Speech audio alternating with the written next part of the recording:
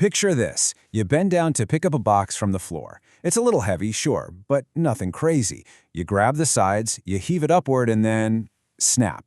Right? A shooting pain rips straight through your lower back, and suddenly you are completely immobilized. But it's just a box. It's not a car, it's not an anvil. So how on earth does lifting a totally mundane object create enough physical trauma to literally crush a human disc? Why does picking up a basic 30-kilogram box completely throw out your back? I mean, it's a painfully relatable reality for millions of us every single year. And the answer? Well, it actually isn't about having weak muscles or just bad luck. It really comes down to cold, hard physics. You see, inside your body right now, there's this invisible battle of forces constantly raging. And your skeletal system is engineered in a way that actually magnifies the physical forces you experience by a mind-blowing amount. So here's the deal. By the end of this explainer, you're going to completely understand the underlying physics of your joints, the exact formulas behind muscle torque, and the fascinating biological reason why your body intentionally trades sheer force for flexibility.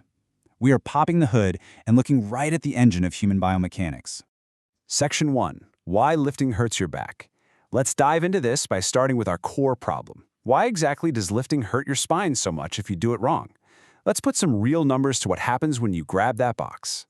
4,200 newtons. Let that massive number sink in for a second.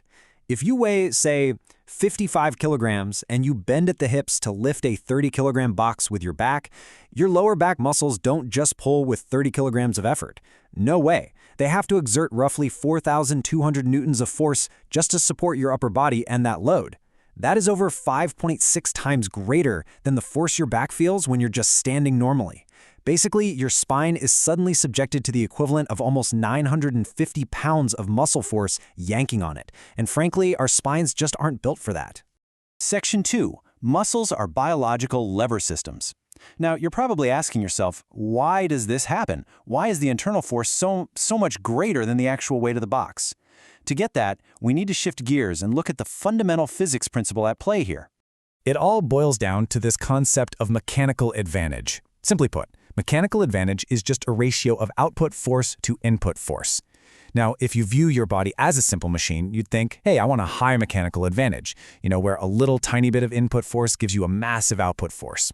But the human body is actually designed the exact opposite way. Our mechanical advantage is typically much less than 1. Why? Because our muscles attach via tendons extremely close to our joints.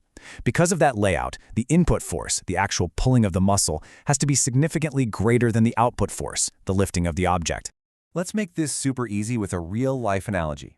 Imagine you're trying to open a massive solid oak door. If you push it right at the handle, far away from the hinges, it's pretty easy, right? That's high leverage, low force. But now try pushing that exact same heavy door open by pressing on the wood just 1 single inch away from the hinge. You've got to push incredibly hard. Low leverage requires massive force. Well, your joints are the hinges, and your muscles are literally attached just an inch away from them. Section 3. Calculating your biceps' true force. Okay, now that we understand these biological lever systems, let's look at the actual math and calculate this in real time, using a classic example, holding a heavy textbook in your hand. Let's walk step by step through the physics of a simple bicep curl. Step 1. Identify the forces. We've got the downward weight of your arm and the book, the downward push of the elbow, and the upward pull of your bicep. Step 2. Since your arm is perfectly still, it's in equilibrium, which means the net torque is 0. The clockwise downward torques of the weights have to perfectly balance out the counterclockwise upward torque of your bicep. Then, step 3, we solve for the muscle force. Because your bicep acts just a few centimeters away from your elbow pivot, its lever arm is tiny compared to the book sitting all the way out there in your hand.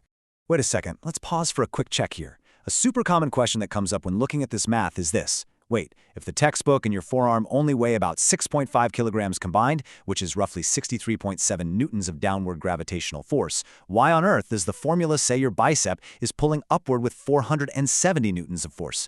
Seriously, what is going on there? Look at the crazy contrast in these numbers.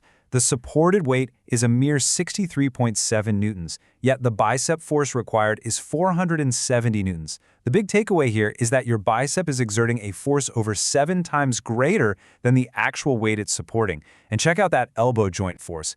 Because the bicep is pulling upwards so intensely, the elbow joint itself has to push down with 407 newtons just to keep your arm from snapping off. Your joints are literally enduring massive internal pressures just to let you hold totally mundane objects. Section 4. The physics of bad posture. Let's scale this math up from the arm, right back to the spine, and look at a bad habit pretty much all of us are guilty of. So having good posture means your upper body's center of gravity is positioned directly over the pivot point in your hips. Because of this perfect alignment, your upper body weight exerts exactly zero torque. Your rigid bones just transmit the force straight down to the floor. Zero muscle action required. But look at bad posture. When you slouch forward at your computer desk, your center of gravity shifts in front of your hips. This immediately creates a clockwise torque. Your lower back muscles now have to constantly pull backward just to keep you from falling flat on your face.